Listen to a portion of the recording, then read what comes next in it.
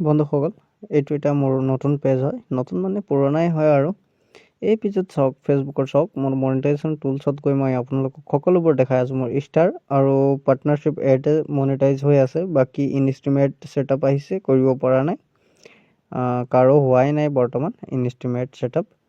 তাৰপিছতে আপোনালোকে চাওক, ইয়াত ষ্টাৰ আৰ্নিং চাওক, ষ্টাৰ আৰ্নিং একেবাৰে নাই, 0 সকলোবোৰ 0 হৈ আছে। কিন্তু যেতিয়া মই আপোনালোকক দেখাই আছোঁ চাওক, এই পেজৰ পৰাও মোৰ আৰ্নিং হৈ আছে। এইটো চাওক, $2 হৈছে বৰ্তমান। চাওক, এইটো চাওক, $0.87। ইয়াত চাওক, এইটো আৰ্নিংটো ক'ৰ পৰা আহিলে মই এতিয়ালৈকে বুজা নাই। মোৰ মোতাবিক লাইক যোনটো আহিছে, সেই লাইক আৰু ভিউজৰ ওপৰত দিছে নেকি এইটো। তাৰপিছত তলত চাওক, তলত লিখা আছে টোটেল এষ্টিমেট আৰ্নিং $0.87।